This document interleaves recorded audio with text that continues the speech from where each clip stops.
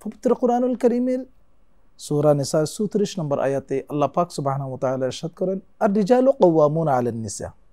এখানে পুরুষদেরকে নারীদের পরিচালক হিসেবে সম্বোধন করা হয়েছে। তাহলে যেভাবে একজন স্ত্রী একজন স্বামীর কাছে অধিকার পাবে, ঠিক তেমনি স্বামীও স্ত্রীর কাছে কিছু অধিকার পাওয়ার যোগ্য রয়েছে, এটি কোরআন সুন্নাহ মোতাবেক। আপনি যদি এই বিষয় সম্পর্কে বলেন। আল্লাহ পাক রব্বুল আলামিন পবিত্র কালামে মাজিদে ইরশাদ করেছেন, হুন্না লিবাসুল লাকুম ওয়া আনতুম লিবাসুল লাহুন্না। অর্থাৎ পুরুষগণ স্ত্রীর জন্য পোশাক স্বরূপ, আবার স্ত্রীগণ পুরুষের জন্য পোশাক স্বরূপ।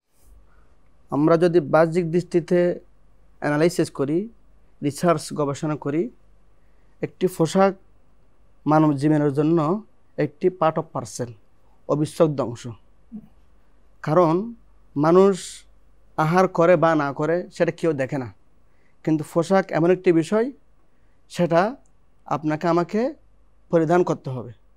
একজন সুস্থ মস্তিষ্কের অধিকারী পোশাকবিহীন যদি চলাফেরা করে, সমাজ তাকে ডিল ছুটবে, মাতাল বলবে, পাগল বলবে, আখ্যায়িত করবে। তার মানে একথা বোঝাচ্ছে যে পোশাক যেভাবে একজন মানুষের জন্য পার্ট অফ পার্সন, একজন স্ত্রীর জন্য তার স্বামী পার্ট অফ পার্সন।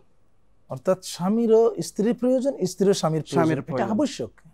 তো স্ত্রী যে স্বামীর প্রতি স্ত্রীর যে কর্তব্য বা স্বামীর অধিকার, তার মধ্যে হচ্ছে এক নম্বরে স্বামীর ঘর সংরক্ষণ করা স্ত্রীর।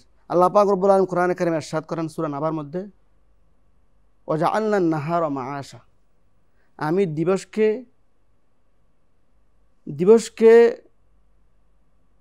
বানিয়েছি জীবিকা উপার্জন করার জন্য। সেই হিসেবে পুরুষ দিনের বেলায় জীবিকা উপার্জনের জন্য ব্যবসা বাণিজ্যের কাজে, অফিস আদালতে, বিভিন্ন কাজে গিয়ে স্ত্রী, সন্তান, পরিবারের অন্যান্য সদস্যদের জন্য জীবিকার নির্বাহে তারা ঘর ছেড়ে বাইরে চলে যায়। স্বামীর অনুপস্থিতিতে স্বামীর ঘর সংরক্ষণ করার জন্য একজন একনিষ্ঠ যিনি দায়িত্বশীল, তিনি হচ্ছেন তার স্ত্রী। এজন্য আল্লাহর প্যারা মাহবুব রাসূলুল্লাহ সাল্লাল্লাহু আলাইহি সাল্লাম ইরশাদ করেন, আল মারআতু রাইয়াতুন আলা বাইতি যাওজিহা। স্বামীর ঘরের একজন রক্ষণাবেক্ষণ করে হচ্ছে তার স্ত্রী। স্বামীর অনুপস্থিতিতে তার ঘর দেখভাল করা, তার সন্তান সন্ততিকে দেখভাল করা, এটি স্বামীর অধিকার স্ত্রীর প্রতি। নাম্বার 2, আল ইতআ, স্বামীর অনুগত হওয়া। আল্লাহ পাক রব্বুল আলামিন ইরশাদ করেন, ফাসসালিহাতু কানিতাতুন হাফিযাতুল লিল গায়বি বিমা হাফিজাল্লাহ। আল্লাহ পাক রব্বুল আলামিন বলেন, কানিতাতুন, অনুগত হতে হবে। একজন স্বামী যখন সারাদিন ব্যবসা বাণিজ্য, চাকরি বাকরি করে যখন ঘরে ফিরবে, স্ত্রী তাকে সন্তুষ্ট করতে হবে, এমনভাবে দেখতে হবে যে ওনার সারাদিনের কষ্ট যেন লাঘব হয়ে যায়।